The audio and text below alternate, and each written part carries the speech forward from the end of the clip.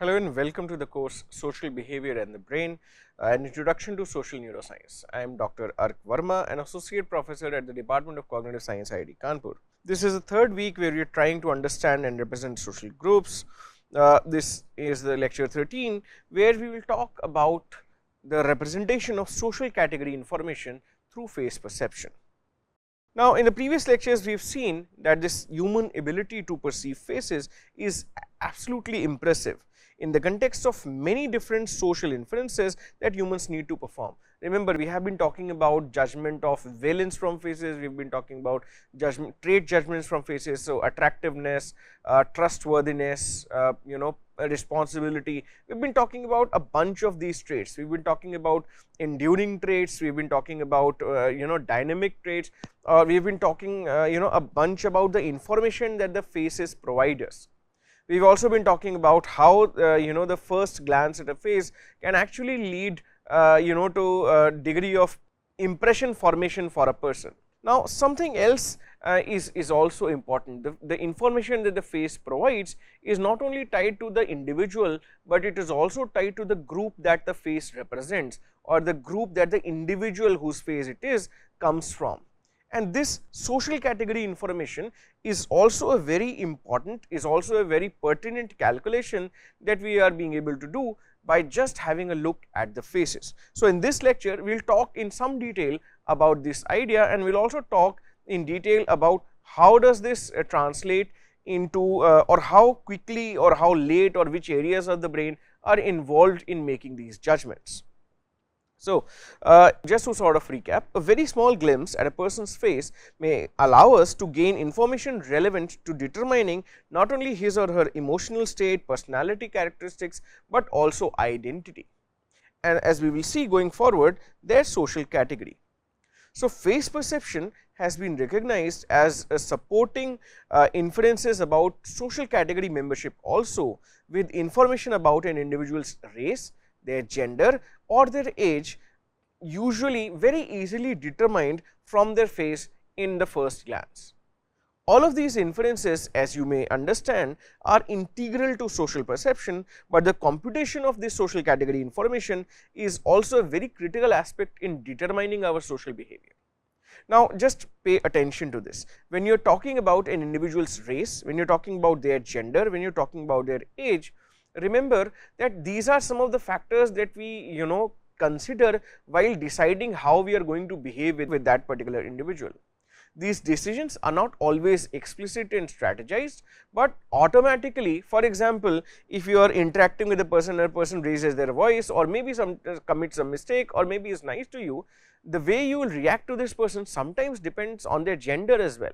Sometimes, say for example, if it is a female, you might sort of go easy on the person and you probably ignore the first few times and then try and be chivalrous and kind about it. But if it is a guy, if it is a male who is misbehaving to you, raising their voice, then your reaction might be completely different. Cut to, for example, if it is a person from the same race, it happens mostly in the context of, let us say, if you are an immigrant to a European country or the Americas, the way you will behave to people of your own race versus people of the other race might actually be very different. People are much more informal and they are much more close or comfortable when they are interacting to members of their own racial group versus when they are interacting with members of another racial group. Also, age plays a very important part in determining our behavior. The way you will behave with children versus with adults versus with the elderly also changes. Now, all of this information, which is very critical for determining our social behavior, is available to us in an instant through the first glance of the face. So, how does this happen? Let us try and understand this. Now, if you want to understand, for example, how are we calculating all of this information from the individual's faces, a methodology is required that has a very good temporal resolution, that allows us to compute, that allows us to understand how quickly these decisions are being made. See, from the last lecture and earlier also we have been saying, oh, this happens very quickly, this happens very quickly, but so far we have not talked about the exact timeline. We have not talked about the exact temporal resolution of these decisions. So, if you have to estimate the temporal resolution, you have to use a particular tool called the event related potentials, the EG or the ERP, which will actually tell us in real time how these decisions are being made. So, the methodology that we are going to follow for this set of lectures is the ERP methodology.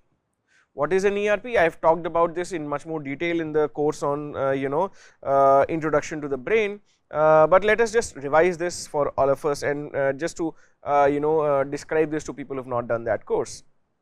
Now, ERPs are changes in the electrical activity of the brain that occur in response to discrete events such as presentation of a stimulus or execution of a behavioral response. For example, if you are showing the person a picture of a face, then a house, or house, then a face, there will be a particular ERP response, which is basically the summation of activity, electrical activity of the brain, and you can interpret it against the stimulus event. For example, if I were to give you a sentence, Rajesh was spreading warm butter on the socks. Now, as soon as I read on the socks, there will be a negative ERP component at around 400 milliseconds, which will tell you that the sentence that I have just said is semantically problematic. We know that bread is spread, warm butter is spread on the bread, but not really on the socks. So, we know this, we understand this anomaly, we understand this incongruency, and that leads us to giving a particular kind of a response. So, ERPs are changes in this electrical activity of the brain. They are basically coming out from these different regions of the brain, summation of how these different regions of the brain are responding.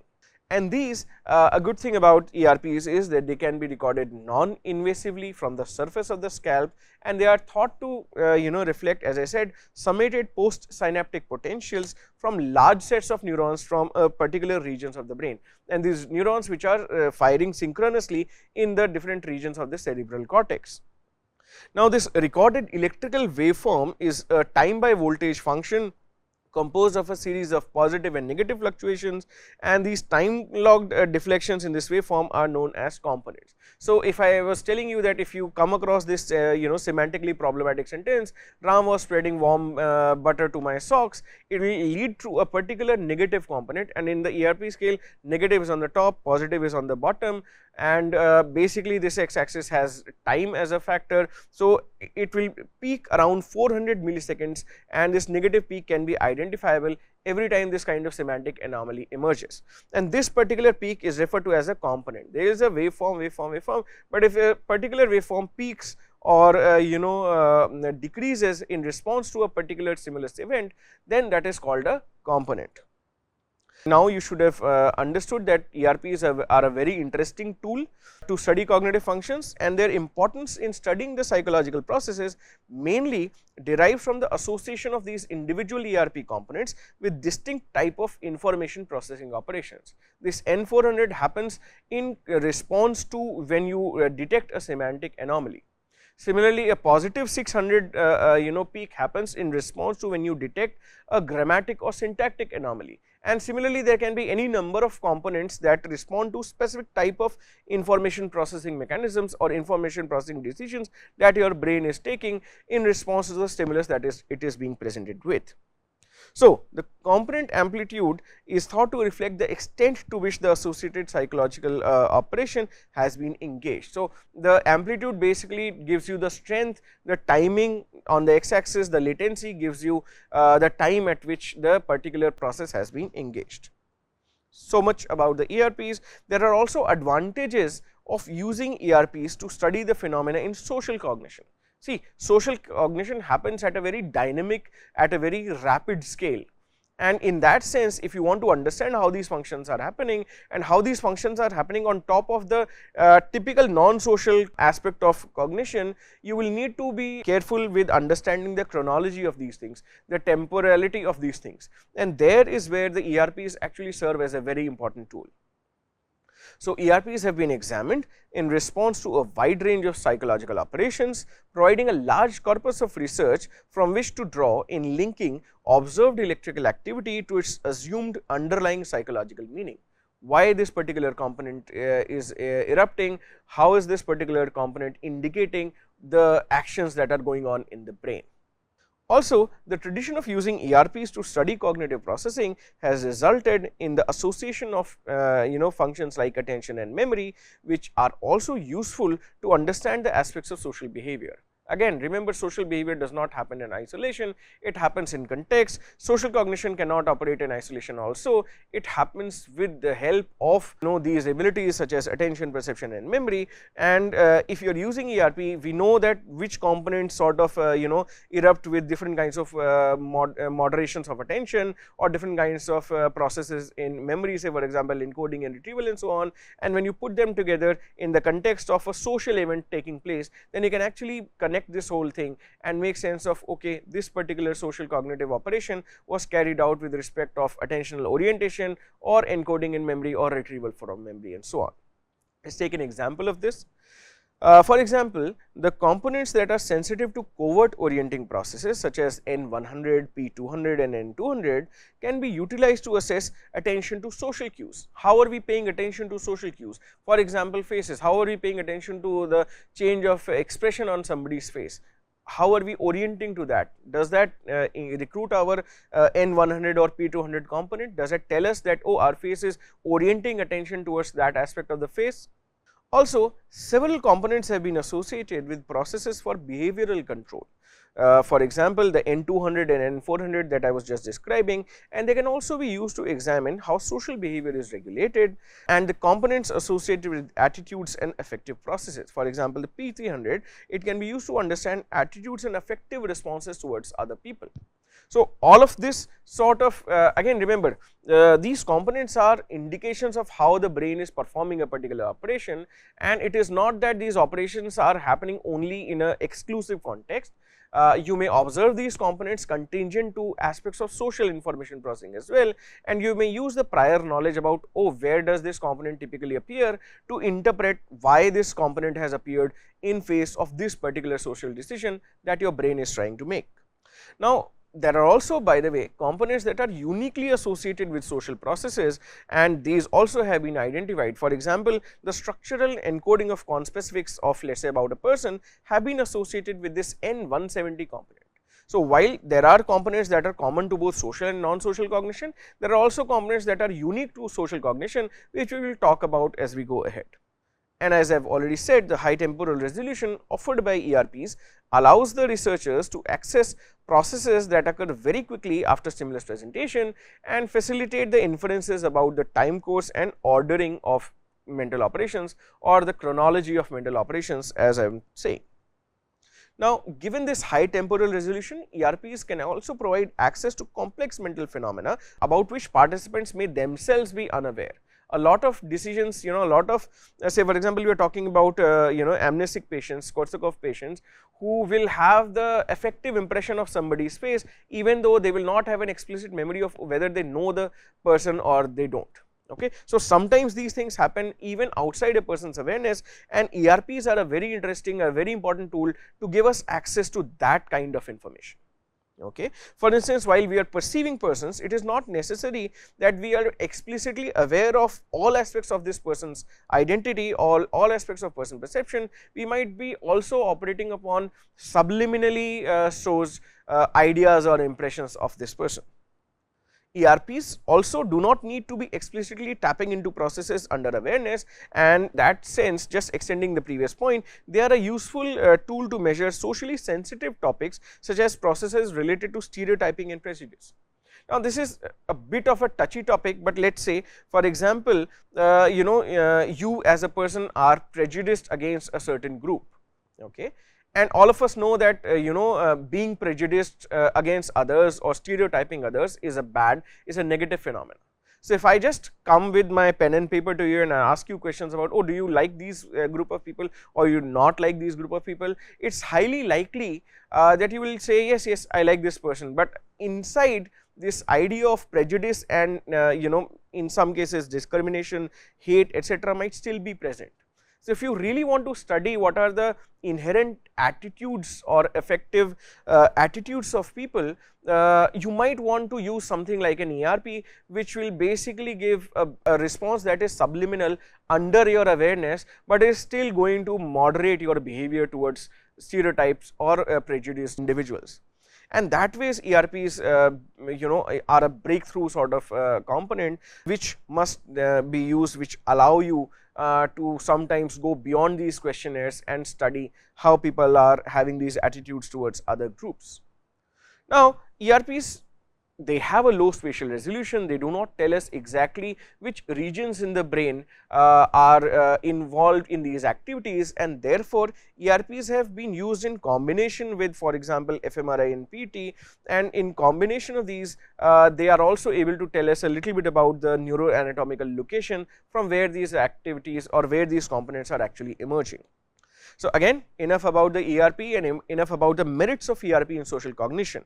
So, total or together, these factors make ERPs an excellent candidate for studying several aspects of social cognition, as we are going to see in the next few slides. Now, let us talk about social categorization. As I said, computation of race, gender, age are some of the factors that are very critical in determining our social behaviors towards others. And this is something that people have said is processed automatically for all of these dimensions. However, interestingly, researchers have not been able to examine this computation of social category information directly, or even while using more implicit kind of task or implicit aspects of stimuli. Why has that happened? One reason might have been that these previous studies have typically relied on indirect information, using the fact that a stereotype has been activated or that prejudice has been displayed as evidence for social categorization. So, you can do an approach avoidance task, you can do a task where you are asking people to fill some questionnaire or reacting to something, and that aspect you can use to infer that, oh, because of these kind of reaction time patterns, these kind of responses in the survey, prejudice must have been activated or social categorization must have taken place. A more direct, a more concerned way of doing this could be to imagine is to basically examine the activity in the brain contingent to the stereotyped stimulus, and that is what ERPs will allow us to do.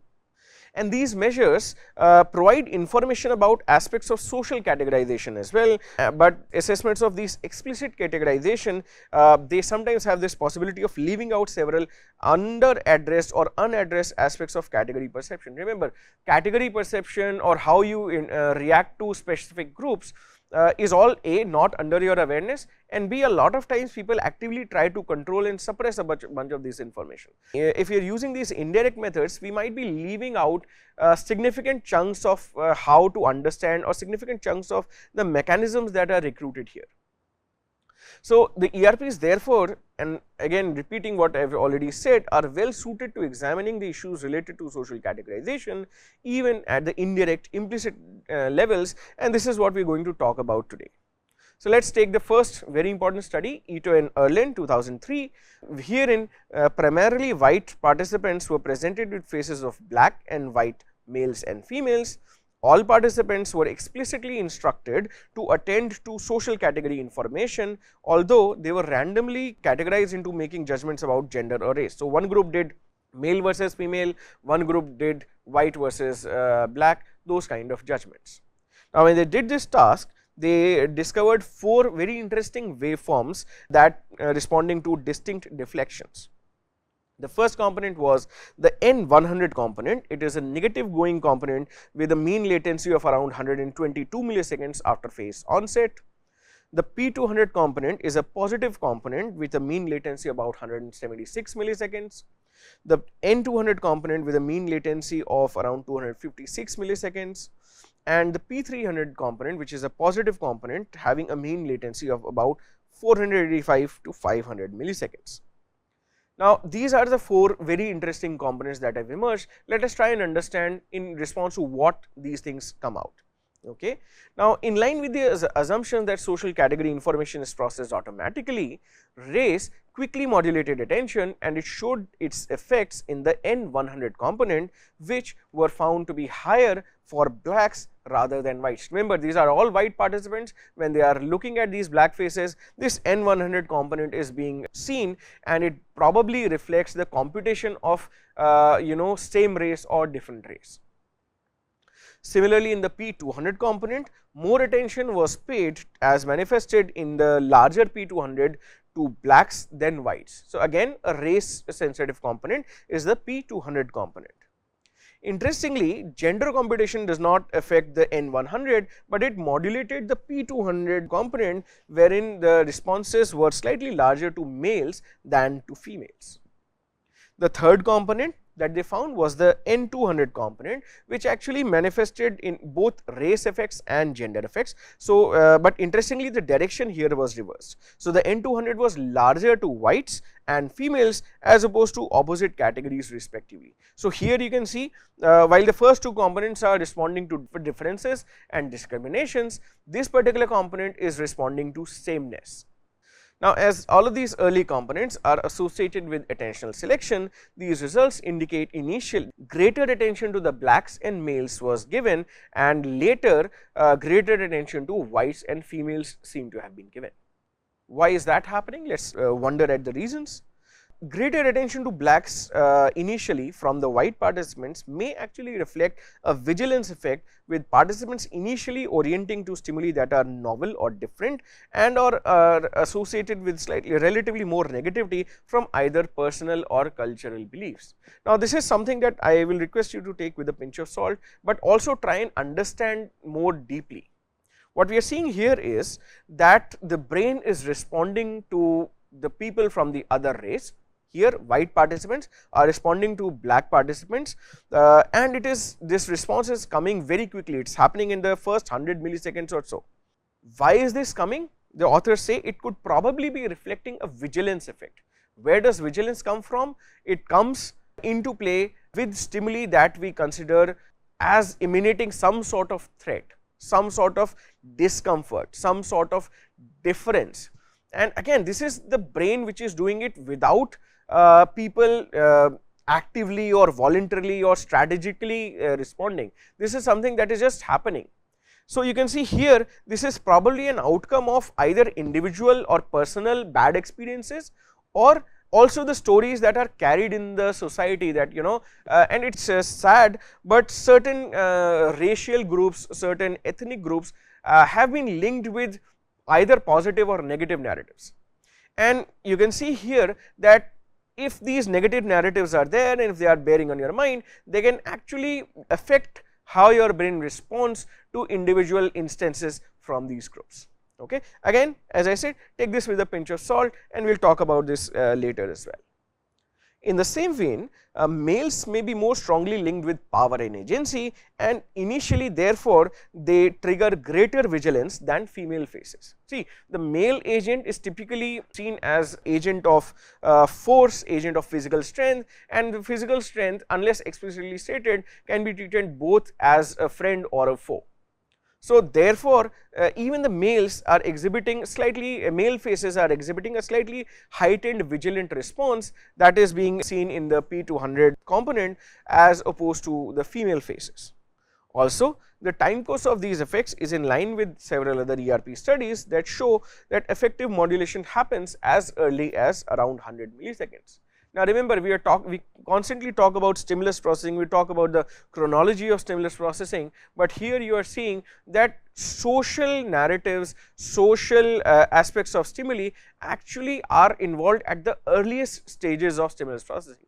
They are not waiting that, oh, you first understand that this is a phase, that this is a phase of a black person or a male or a female, and after that you bring in your social knowledge, and after that, that will modulate your brain's activity. No, the brain's activity starts modulating how you are perceiving the phase in the initial first 100 milliseconds of stimulus presentation itself. Alright. So, again, this is where and I have been saying, and I will keep saying in this course, that understanding and interpreting of cognitive functions must happen or must be entertained or understood in the context of these social factors. Now, as the faces in this study were viewed in a mainly passive viewing context, initial vigilance processing would not reveal any continued threat.